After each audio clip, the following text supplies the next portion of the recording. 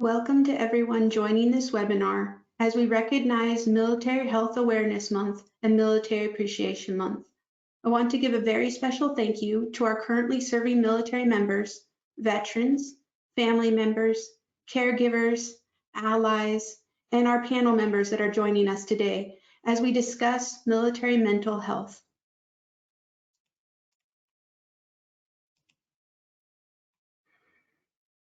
My name is Tiffany Purrington, and I'm a Senior Program Manager in Global Military Affairs with a focus on veteran mental health and suicide prevention. I'm an Army veteran with multiple combat tours to Iraq, as well as a military spouse to a service member who is currently deployed. I'll be your host and moderator today. Hi, and I'm Elisa Bennett. I'm a program manager on the Global Military Affairs team, so I'm on the same team as Tiffany. I manage many of our events like the one we have today. A little bit about me, I'm an Air Force veteran, served in Iraq and Afghanistan. A little bit about my career field, I was in supply, and I was also stationed in Okinawa, Germany, and Florida. So I was definitely privileged to be stationed at some great installations. So I will be co-hosting with Tiffany and moderating the chat box. So if you have any questions throughout this webinar, feel free to write them in throughout the webinar, and I'll do my best to get back to you. And with that, I want to say thank you for everyone for joining us today. So just a quick housekeeping around tech check. So you should see a panel on your screen similar to what you see on the PowerPoint slide here.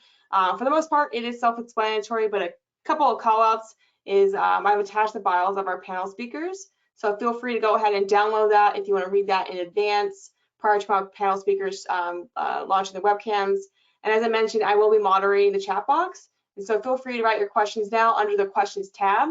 I will be consolidating these questions for the open Q&A that we have towards the end of the presentation. And with that, I'll go ahead and turn it over to Tiffany. Awesome, thank you, Elisa.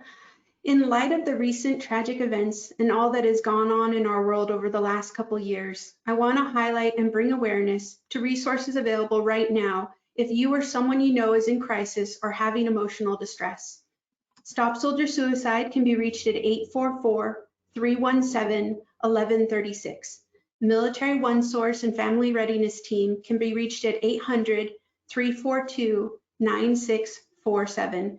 And the National Suicide Prevention Lifeline is available to everyone at 800-273-8255. I would also like to highlight additional resources available to Amazon employees. Please reach out to the Resources for Living at 833-721-2323. This resource is available 24 hours a day, 7 days a week to Amazon employees, their families, and household members at no cost. We also have the Mental Health and Wellbeing Affinity Group, whose mission is to promote employee well-being and to create a safe community where Amazonians can come together to reduce the stigma of mental health and support one another. Please visit the wiki and join the mental health community email list and Slack channel. Don't worry if you didn't have a chance to write down all the resources. We will send out all of the information we share today following this webinar.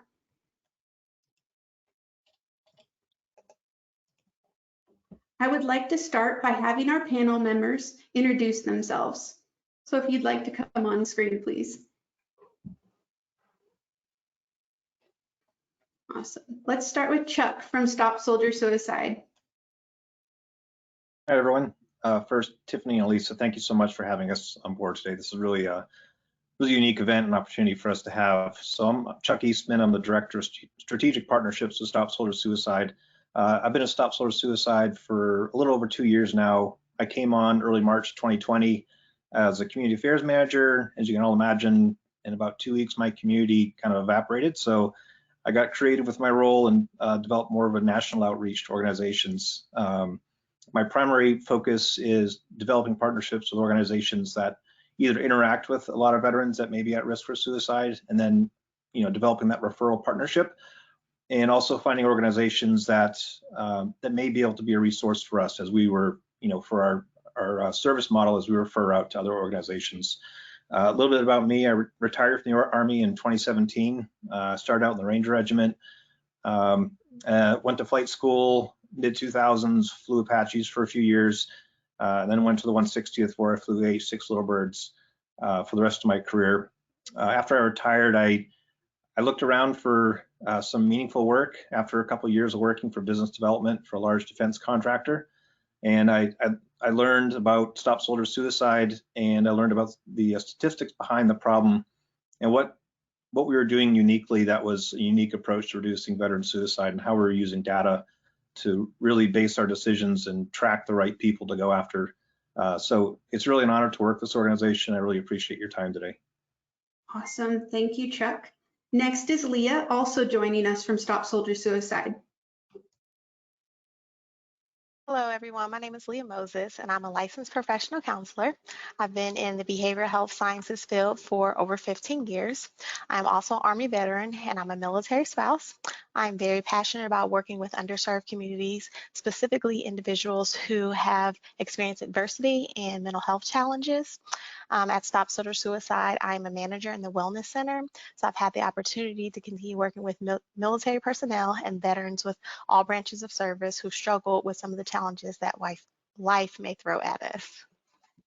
Awesome. Thank you, Leah. So excited to have both of you here from Stop Soldier Suicide. Next, I'd like to introduce Norby. Hey everybody, Norby Lara. I have been a proud Amazonian for 2 years and about 2 months.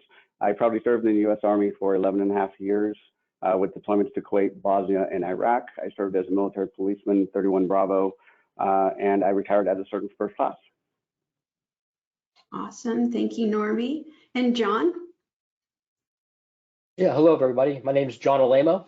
I'm a senior business partner within our Inclusive Communities organization within Global Diversity, Equity, Inclusion. I've been at Amazon for 6 years, and I am the founder of our Mental Health and Wellbeing Affinity Group, and I also serve on our board of directors for our Amazon People with Disabilities Affinity Group. And mental health is a passion near and dear to my heart, and I am super excited about the conversation today. And I also am a Navy veteran. I am a Navy nuke, and through 2004 as when I got out. So it's been a while. Yeah, that's awesome. We're so happy that you could join us today. Next is Dr. Deku. Hi all, my name is Chris Deku. I'm a clinical psychologist and lead the global behavioral health team as part of Amazon Benefits. I've been part of Amazon for a couple of years, also get to serve on the board for the Mental Health and Wellbeing Affinity Group. Prior to Amazon, did a lot of work with the Military Suicide Research Consortium. Then also grew up as an Air Force brat, so a lot of connection to the military community, and really appreciate the work being done by Stop Soldier Suicide, Warriors at Amazon, Amazon's Military Affairs, and many others. So excited for the conversation today. Thank you. Last but not least, Charlotte. Hi, good afternoon, everyone. Thank you for joining us. I'm Charlotte LaBelle. I'm a senior manager for Global Military Affairs. My team focuses on all external partnerships that we can make within our veteran community. I am an Army veteran alongside of my husband as well. I've been with Amazon about 2 years now. I would like to say I'm a mental health advocate in my free time. I've been teaching applied suicide intervention skills training for the last about 7 years, volunteering with some organizations to teach that. It's something I'm very passionate about and has really affected my life personally. So this is great that we're all coming together for this. Great. Thank you, Charlotte. I appreciate it. Next, I'm going to ask questions to our panel members that we've gathered from the registrations. Norby, how would you describe the culture at Amazon, and what were some of the challenges you encountered when you transitioned to Amazon, and what were some of the successes? So if I was to use one word for Amazon for culture, I would say inclusive. And I'll share a story with you. So when I retired out of the Army after being severely wounded in Iraq, I went and joined a charity, worked for them for 7 years, offering services to severely wounded. After those 7 years, I co-founded a veterans charity here at home, did that for about 5 years. And I was really comfortable in that space. And along those years, I had applied for Amazon for a job, but I stopped the application process because I talked myself out of it. I said, what would Amazon want with a seasoned veteran who is disabled. And so I didn't finish the application. Well, one day, a recruiter sent me a text and asked me if I could please finish the application. And so I did. I went through the whole application process, and in true Amazon style, within a few days, I had an interview. And it was 3 45-minute interviews. The first 2 went very well, and the last one across the desk for me was another combat veteran. And so we were able to discuss what we did in Iraq, and I asked him one last question at the very end of their interview. I said, "Do you think that I can do this job?" And I can't remember his exact words, but he said something to the effect of, "Why couldn't you?" He asked me the question. And it was at that moment that I knew that I wanted to work for Amazon and that I was welcome there. And so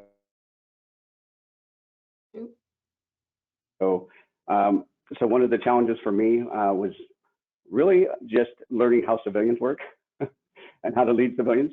But you can transfer all your leadership styles that you learned in the military and apply them to Amazon and do very well.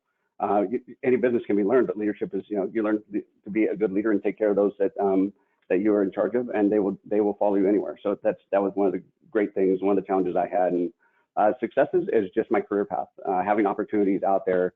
Amazon is global, so there's a lot of opportunities for veterans within this space. And so it's been really incredible this is my second building I've been to, but to be able to interact with veterans and just be able to rely on them rely on me, be able to talk about the things that we normally don't share with others in this space is just a great environment. Yeah, thank you. I agree. It is nice to be able to have so many veterans. I'm super fortunate to be on the Global Military Affairs team, which is surrounded by veterans. So I kind of feel like I'm, at home in that space, but I will say we are supported throughout our organization globally. So thank you. John, how would you describe the culture at Amazon, and what kind of challenges did you face and some successes? Yeah, absolutely. Thanks, Tiffany. They call Amazon's culture peculiar, and there's, several reasons why I can think of right off the bat that make it peculiar. And, it's always day one. It's the customers are never going to assume that everything's good enough. So we're constantly, thinking what's next. What can we do to better serve our customers? And it's that continuous rhythm where we're just trying to constantly look to how to improve ourselves. So that's a different pace, from a lot of folks when, we don't necessarily, we feel like we're at a stopping point, and you're never at a stopping point at Amazon. There's always more to be done, and there's always what's next. So that was difficult for me to wrap my head around at first, So I always have like, okay, this is my milestone. I'm going to get there, and then I can change targets. Like, nope, how do you make this better? And it's like, oh, wow, okay, fair enough, and it's a self-service culture as well. And when I say that is, all the information you need is at your fingertips, right? And you just need to be able to look for it yourself and figure out, you don't often get direction either. We operate with an ambiguity. So, what does that mean is some folks don't get that direction perhaps that we're necessarily used to. And that can be a challenge. And it was a bit for me, because I was hoping for a little bit more direction at first, where do we need, where do we need to focus? What do you want me to work on? It's like, oh, hey, yeah, here's a problem, go figure out, or, here's your responsibility, go figure out what the problems are and what are the solutions. It's like, oh, okay, that sounds interesting. It took a bit of getting used to for me, I suppose. And it's a writing culture too. Not that I'm not a writer, right? But it's a specific style of writing. And if you don't write, the way that folks are used to, it can slow your progress down. And it can also potentially, not even get your ideas across the table.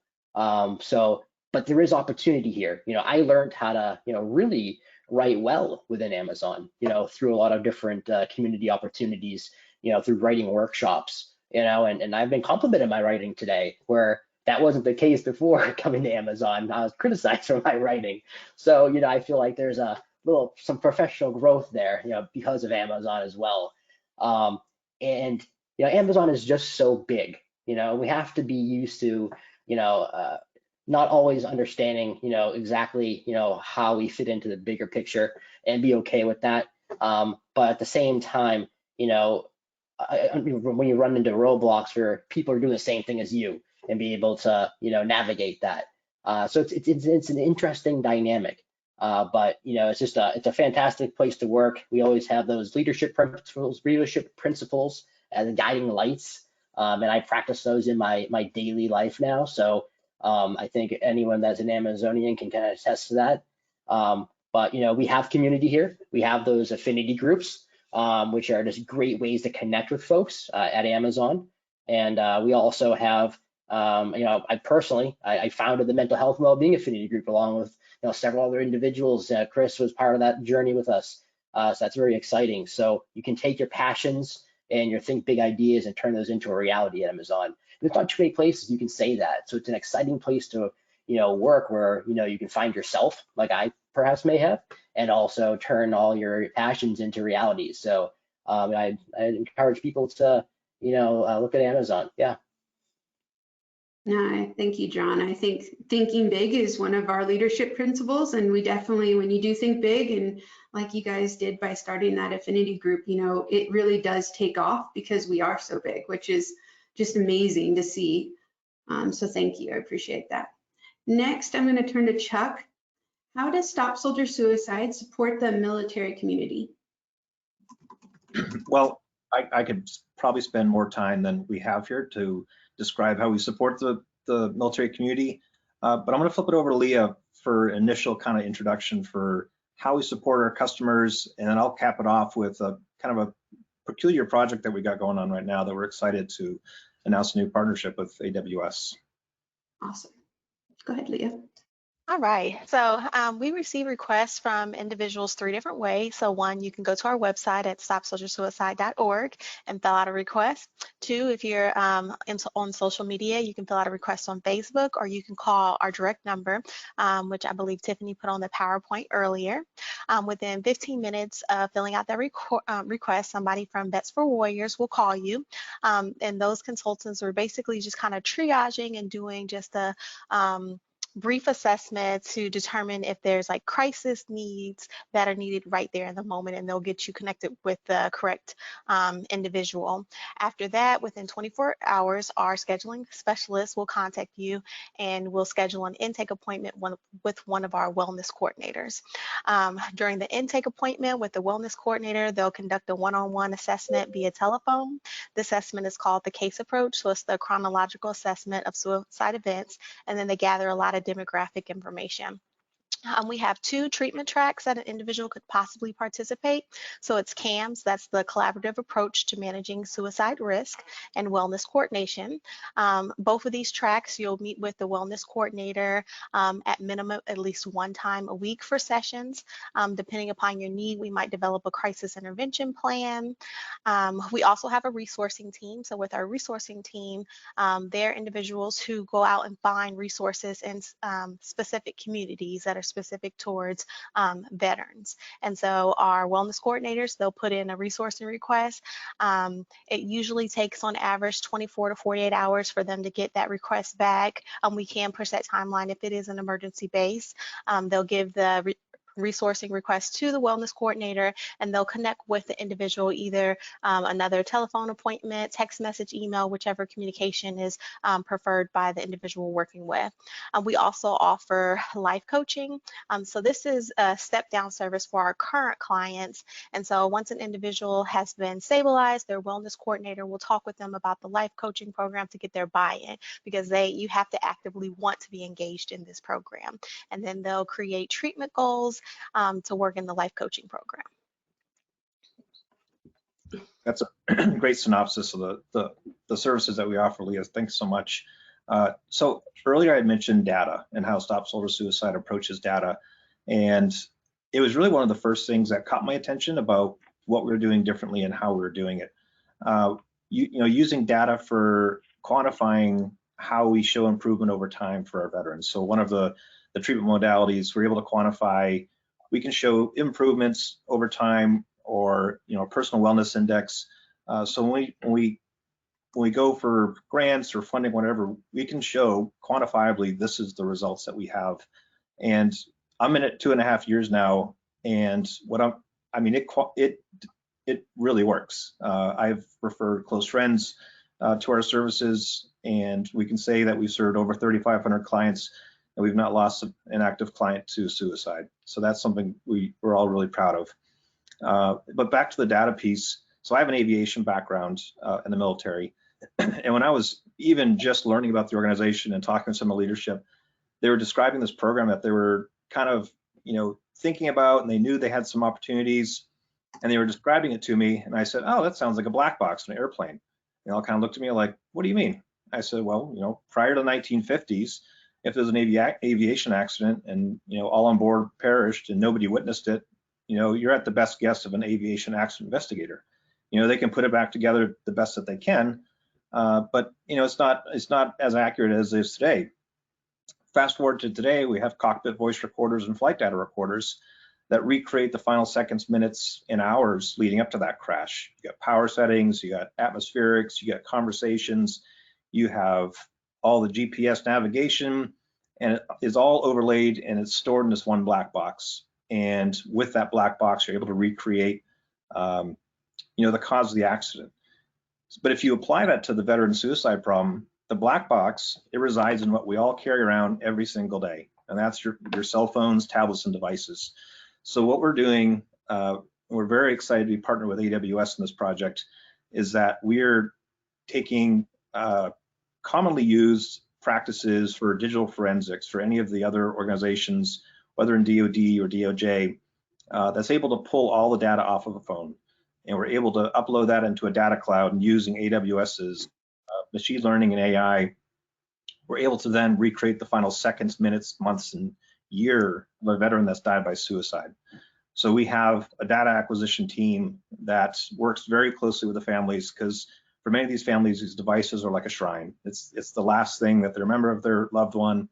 There may be last photos, there may be last text messages. So it's a very delicate conversation. We have a dedicated team. Our donor acquisition manager right now, she lost her husband to suicide. So it's a conversation that she's able to have at a very unique level with the people that we're contacting. But the really exciting part is that we've been trying to approach suicide. There's other organizations that have used what they call psychological autopsies. So the organization will talk to the surviving loved ones, the spouses, the friends, the families. They try to recreate, they try to be that aircraft investigator of the 1950s. They do the best that they can, but they're limited to the data that they have. Whereas if you look at the way we're looking at it, we're really looking at the inward persona of the veteran that's died by suicide. What don't they want their family member to know? What website are they going to that they don't want their family member to know that they went to at 3 in the morning? So we're really, taking a different perspective at what information we're gathering and how we're going to be able to apply it to suicide intervention and prevention. We're not saying we're going to prevent a suicide by the data that we learn, but we are saying that we will have a one-of-a-kind, unique insight into what are some of the common challenges, what are the common words, common websites that they go to. How can we proactively advertise and market to those places so we can start to acquire clients that way? So it's a really exciting program, and we really could not be doing it without AWS. We've been talking with them pretty much every day as of recent, and it's been fantastic, and we couldn't appreciate your support anymore. The amazing technology that's happening and utilizing what you guys are doing and putting that all together with AI/ML that AWS has is amazing, and it's been really, really phenomenal to watch as it's been developing over the last year. So thank you for explaining all that, and thank you, Leah, for talking a little bit about what the call center does. Let's switch it over to Dr. Deku. Can you talk about the resources available at Amazon for someone who is in mental distress or needs help? Yeah, and I can't help myself because I used to be a firefighter before I was a psychologist. And,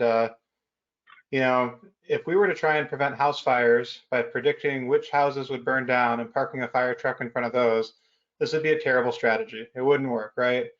So how have we made dying in a house fire a very rare cause of death, actually, in many countries, right? It used to be a major public health problem. It's been solved to a great extent. And it's because, right, it's not just fire trucks, it's building codes, smoke detectors, sprinkler systems in large buildings, codes for electrical devices, prevention campaigns. And so in the same way that that's been an effective sequence for something like fire protection and structure fires, we're really trying to build that ecosystem out for mental health so that it's not just fire trucks, it's not just access to a formal mental health or healthcare service. It really is everything from how we set up our workplace culture, those key inputs to your life and to your mental health. It's how we think about mental health and well-being affinity group and the other affinity groups, because so often there's other people who hold us to life and give us those connections. It's amazing doing clinical work with people who are very suicidal, how often it's the case that it's not some sophisticated clinical thing that I know how to do. It's the fact that I recognize them as a person, gave them some unconditional care and concern, and that makes a huge difference. So it's those kind of things that we can all offer one another. And then building from that, Amazon does offer things like our global employee assistance programs, which do provide all best practices for crisis intervention, mental health, and suicide prevention support. There's linkages and connection to things like the Veterans Crisis Line for those who are veterans in the US. Certainly there's navigation support if you're looking to try and access things like your VA benefits, entities like Stop Soldier Suicide, connect to the resource that's going to be best and available, which can also include then health plan benefits. So we work with our different health plans for those who are enrolled in an Amazon plan, which includes a number of resources, including suicide-specific interventions and support. So it's really trying to have that full continuum of care and support so that everyone's able to get what they need, what they want in the space. And again, thinking holistically about how we prevent something that's very difficult to predict, but we're really proud that we're able to offer those best practices that can reduce anyone's probability of this really tragic outcome. I appreciate that. We're definitely making strides in how we can support our community. Our veteran community is growing every day within Amazon, so I appreciate you sharing the different resources available. Last but not least, Charlotte. Oh, and before I go to Charlotte, let me say that for those of you that may have joined late, there is a chat box on the panel. So if you'd like to ask a question of our panelists, in a minute, we're going to transition to that. So if you'd like to drop any of your questions in there, feel free to drop in there. Okay, Charlotte, what advice would you give a fellow veteran who is struggling with their mental health? Yeah, so I actually asked this question to a bunch of veterans within my circle, and the first thing that almost every single one of them said was, "You're not alone." And I also asked family members the same question, and the same thing that they said was, "You're not alone." And I think the first thing that I think about with that is that veterans see the news. It's very heavy lately. We have a lot happening, especially in the US and all around the world. And as veterans, we are the first ones to say, well, my problems aren't as heavy. They aren't as bad. There's so many other things going on. I don't want anyone to focus on me. But your experiences are not less than or easier because they are different. So your experiences are not less than or easier because they're different than someone else's. And I think one thing when people leave the military that we lose is a sense of community. And I think a lot of veterans need to be reminded that if you look left and right, there's a lot of other veterans that are willing to listen and willing to help.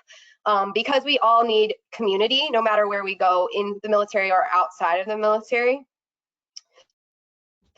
So look around and just talk to someone else because we are all willing to listen. And then find what works for you. So calling a suicide hotline might not be comfortable for someone versus talking to your best friend. So find what works for you. If that means a chat room where you're just texting a counselor, do that. If you need to go in person to meet with a counselor, do that.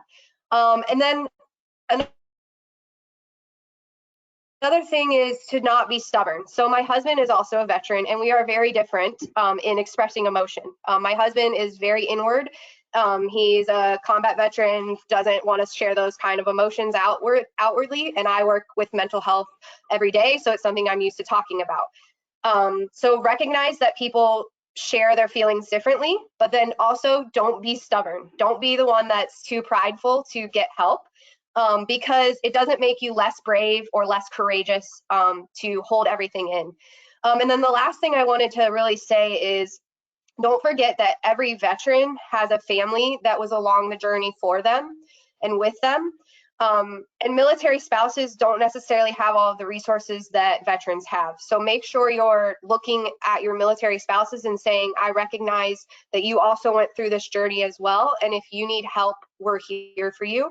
I just really want to make sure we also include those military spouses and families in that, because as someone who was dual military, it's very, very hard. But yeah, I think the biggest thing is don't be stubborn, and then just remember that just because your experiences are different, they're not less than or any easier, and there's always someone there to help you. Yeah, and you bring up a really good point. I think it's very fair to say that all the resources that we're talking about today, your family members can also reach out to them, veteran resources or other. You know, what we do in the military, our families are ultimately impacted. And then what's going on in the world right now, I think everybody is impacted. And then at another level, I think veterans are almost at another hit to it, because it brings up feelings. It can bring up different things going on. So just talking to one another and understanding that people are on their different journeys with their different experiences. So I think that's super important to remember, and then that families can reach out and get help as well. Thank you for that, Charlotte. I appreciate it. I'm going to pass it to Elisa, who will be asking our panelists some of the questions from the chat. Did we get any questions in the chat yet, Elisa? Yeah, I received some questions from the chat, but also compiled some from the registration, because not a whole lot has come through, but I can go ahead and take over this segment. Thank you, Tiffany. So yeah, I think the best way to facilitate this is I'm going to ask some questions, and by show of hands, you know, I'll call on you in order. If you would like to respond, I'll call on you, and then we can go from there. And it looks like we have plenty of time. We're a little bit ahead schedule, so that's that just means more time for Q&A. So the first question that I wanted to throw out there is, dealing with mental issues can sometimes hinder a person's self-worth. What else can be done to empower the individual? So by show of hands, if there's anything that you want to add to that, feel free.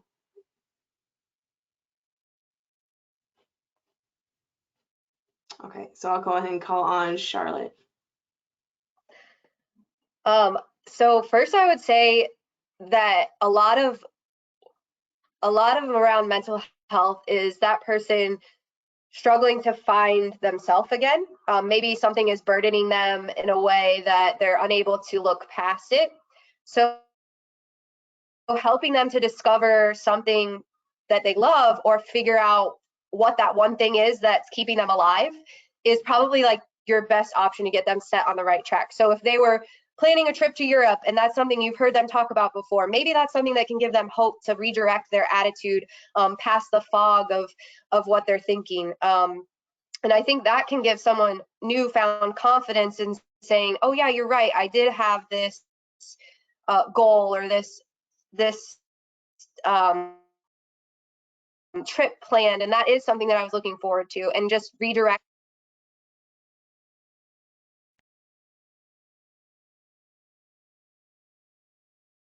All right. I think your audio kind of cut out the last bit. Can you repeat that last sentence? Sorry about that. Oh, I'm sorry. I don't know where it cut out, but I was just saying, I think redirecting them towards a. Oh, looks like there's some audio issues, but from what I'm gathering, it sounds like she's saying we're redirecting them to something positive. Goal.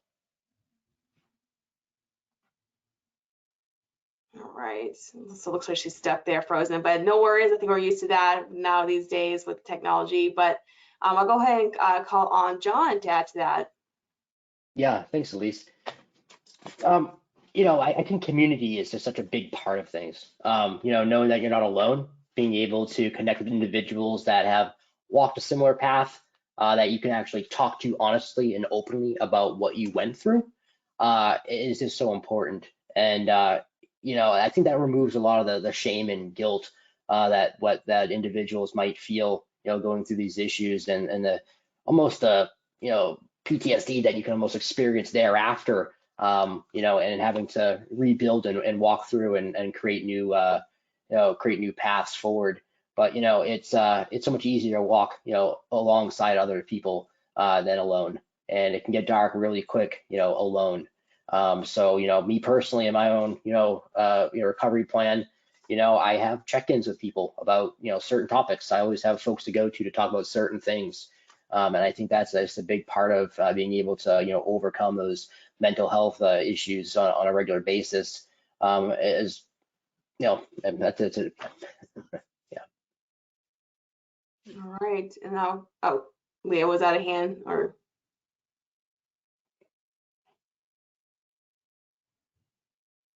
All right, sorry about that. I just wanted to say, really getting to know your body and some of your triggers, because sometimes symptoms come out somatically and we are thinking that it's like a medical illness or some type of like allergic reaction, and it's really the body's response to trauma. So if you I'm a champion for therapy. So if you have a therapist that you're working with, they'll work with you on learning just kind of some body responses to trauma that you have, because a lot of people look at trauma as like something bad that happened in the activating event, and they don't realize that something small and simple in their day-to-day life could be triggering them and having caused a trauma response in their body. Yeah, definitely identify with that. Something that I talk to my therapist frequently is identifying triggers, and that's definitely been very helpful. So I'm gonna be proactive and have a plan on how I want to deal with that. So thank you for sharing that. Any others before we move along to the next question? Love the call outs for community and connection. Shame in particular is this kind of social emotion. And so when someone else sees you, recognizes you, and really disconfirms the basis of that shame, it's very powerful. And so us being willing to share and connect with each other, again, not the most like high speed, sophisticated mental health intervention, just being people and connecting can dismantle so much of those potent emotions, especially one that stings the way shame tends to. Absolutely. Okay, is that Norby? Did you, oh, your audio, looks like you're on mute. Yeah, so I just wanted to add, oh, can you hear me? Yes. Oh, there we go. Okay, cool. So I am a strong believer that there is empowerment through engagement. And so giving yourselves those opportunities to engage with other people, whether it's community or veteran service organizations or whatever other types of opportunities are out there, there is empowerment through engagement. So give yourself that opportunity to engage with others. Awesome. Cool. Well, then I think we'll go on and wrap it up with that question. I think another, I would say it's a tough question, but I'd love to get anyone's input. But how would you deal with soldiers that are unwilling to get help?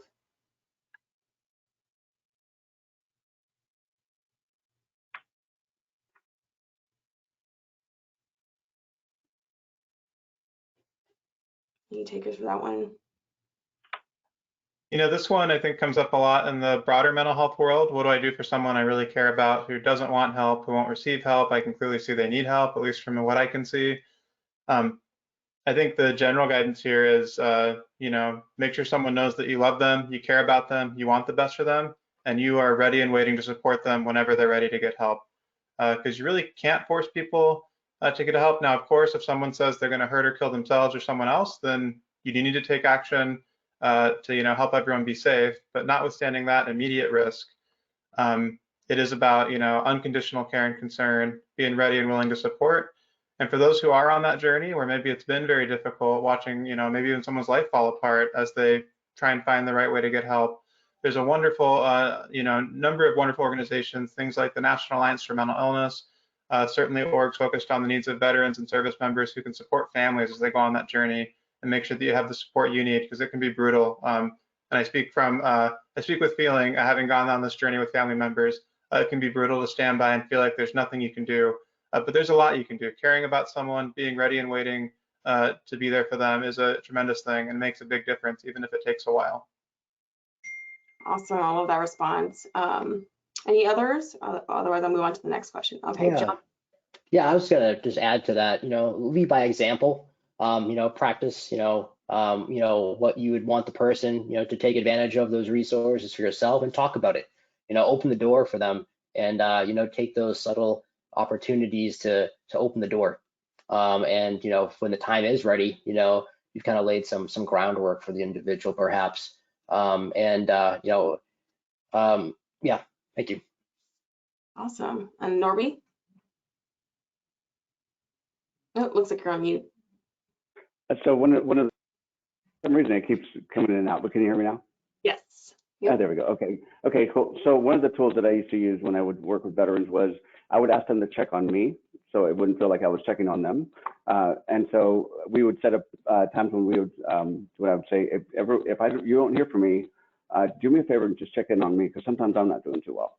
And sometimes by discussing things that I saw mirroring in them, then I could talk it through, and it would actually make sense for them to go get help as well.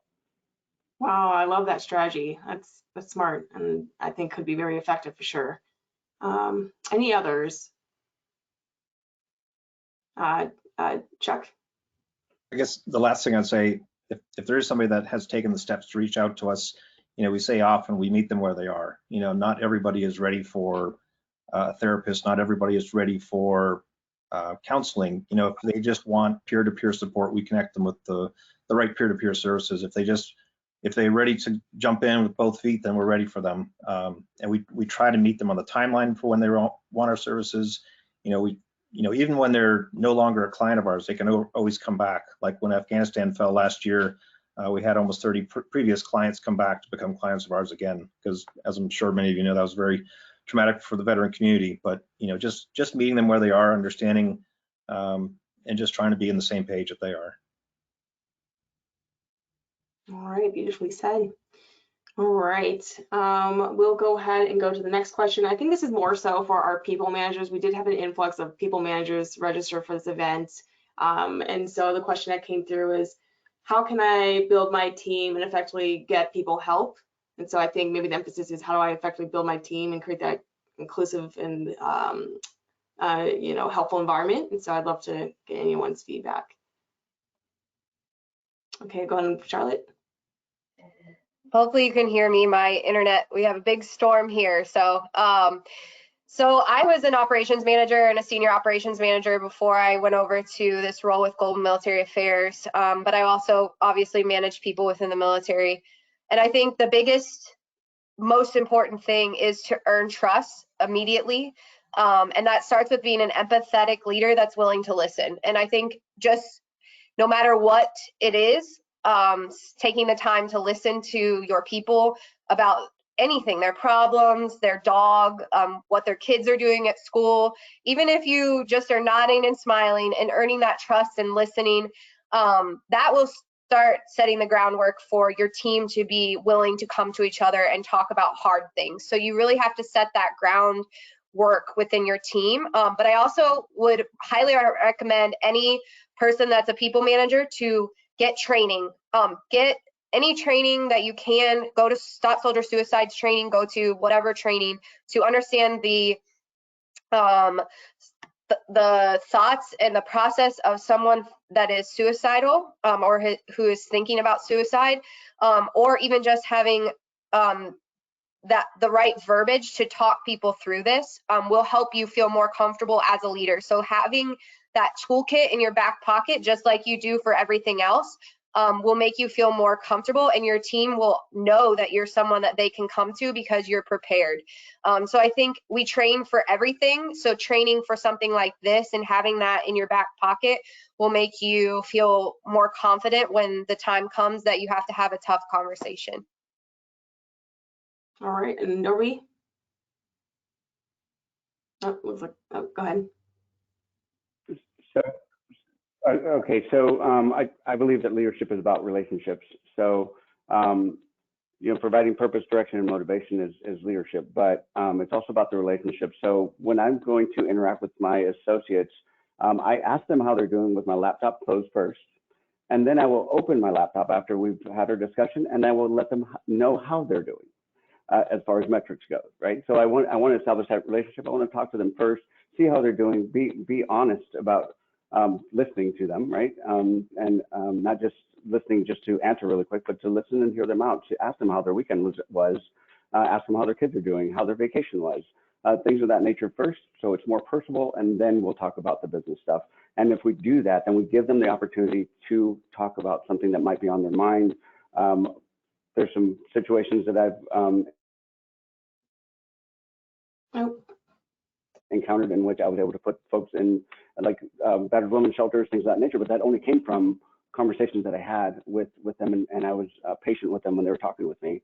And I know it's a busy lifestyle when we're people managers, but we have to remember that they're humans and we have to be able to listen to them. Yeah. Anyone else want to add to that? All right, Leah, and then we'll go to Dr. Deku. I want to echo what they said about the relationship, but one thing that I usually do when I get a new supervisee is that I talk about goals. And so I learn their short-term goals and their long-term goals, because I think that it's a difference in how you supervise somebody who long-term still sees themselves with the company, they want to move up and grow, versus somebody who's using this as like a stepping stone to something else. So it goes along with that relationship building, but just identifying what the individual goals are in reference to like the company. Awesome. And then Dr. Deku. Yeah, +1, +1,000 on the earned trust point that came up a few different times. And echoing John's earlier comment, lead by example. This is a great opportunity. So whether it's being upfront about how you are your authentic self as a manager, as a leader. So for example, I've been acknowledging to my directs and to my meetings over the past couple of days how sad and devastated I have felt by the things that have happened in the past couple of days. And that's just a part of who I am when I show up at work in the context of everything that's happened. So even that minimal self-involvement and acknowledgement, I think, goes a long way. It's also things like celebrating when people take PTO, that this is a good thing. This is a normal part of life that you should do. Those things go a long way. And then when things do get challenging, when mental health concerns or other more kind of intense needs come up in the workplace, just a big encouragement that, at Amazon, we offer what's called the management consultation service. So any manager, HR person, or other leader can call our EAPs 24 hours a day and get support from a licensed clinician who can give them some feedback and some kind of case-by-case advice on how to take on a situation, or what's the right thing to say, what's the right way to go about it. How do you help connect someone with all the available resources that exist? So you never have to go it alone in terms of what should I say, what's the right or wrong thing to do. And so it's great to have that resource in addition to some of these kind of everyday things that you might do as well. All right, and then Chuck. So just to echo Dr. Deku and John, leading by example is such an important part because in the military, there's such a stigma about seeking mental health care. There's the stigma about you're going to lose your security clearance, or you're going to lose your flight status, or you're going to lose your job or your unit, your assignment. And that doesn't always leave the veterans when they step off in the civilian space.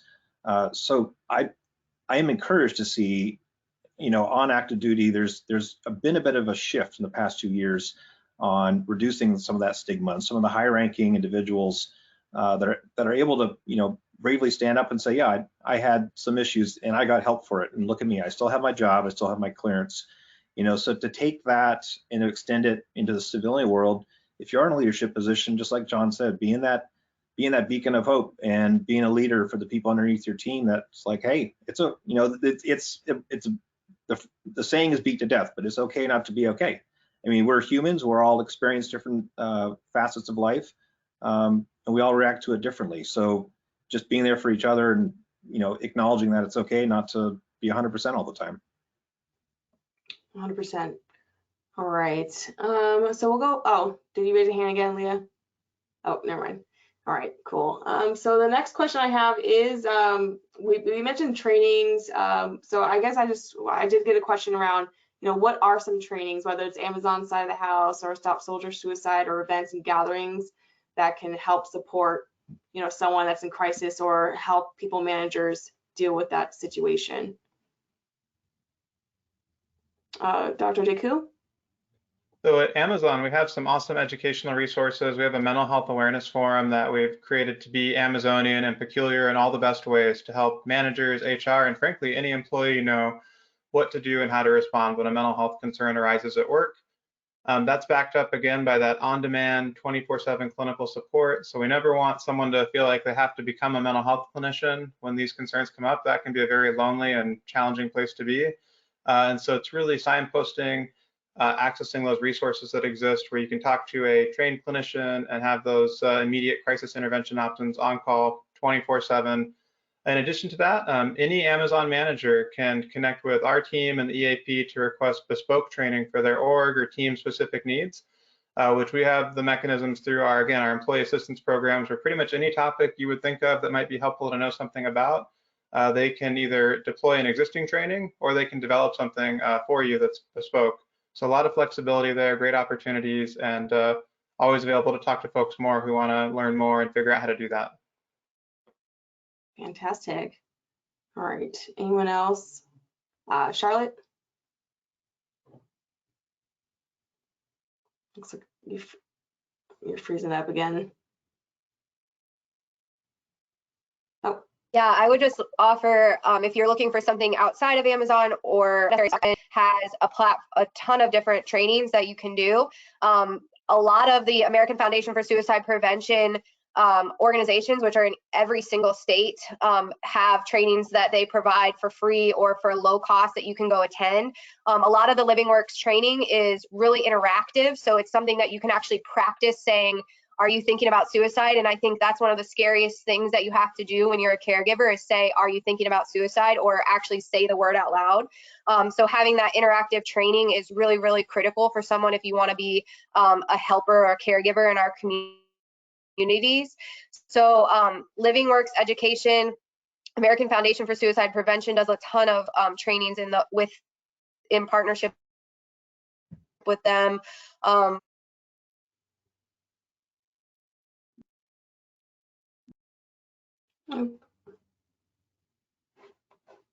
All right, so we'll go ahead and move along. Anyone else I wanted to add to that?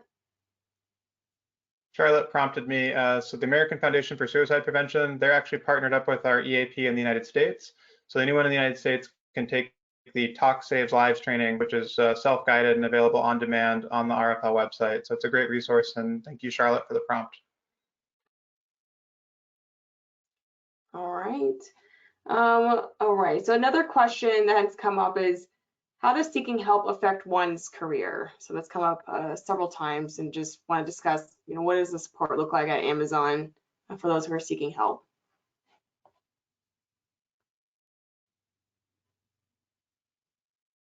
Okay, I'll go to John. I just gotta say, if you're thinking that, it's probably best to ask for help sooner than later. And it's gonna have less of an impact, long term. The longer we wait, the more of our life comes disjointed, and we typically see a crisis in other parts of our life besides just at work, or perhaps it might even turn into some work performance issues, right? So if you're starting to experience any discomfort in your life and you think there's an opportunity there for treatment, you're probably already past the point where you could be asking for help. I myself have been a victim of waiting too long, and it's not comfortable. And years ago, folks don't know.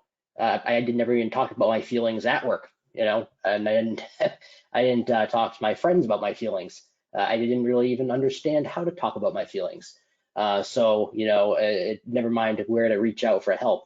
And when I put my hand out, it was a bit too late.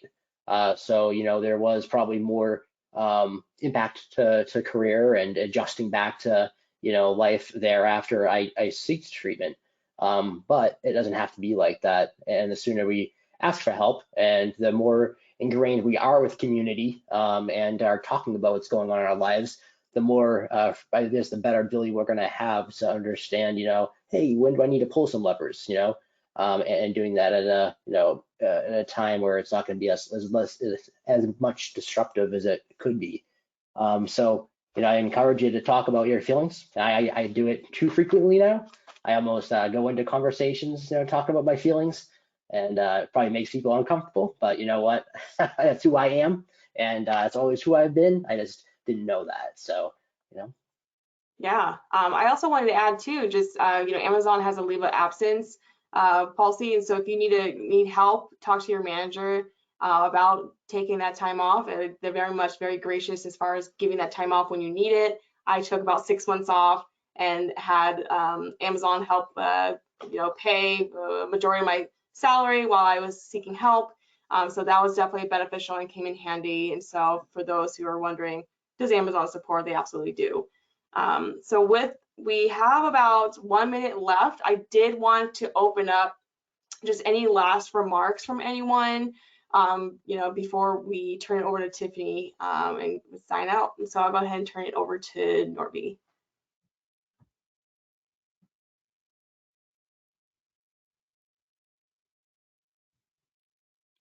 So the takeaways I have is, if you served our country, first of all, thank you, but be proud of your service for our country, because we are.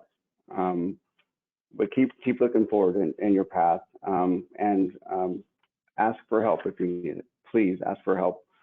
There are many resources out there for you, and it'll be a much improvement in your life if you ask for help and get it. Okay, that's all I have. All right, thank you. Any other last remarks?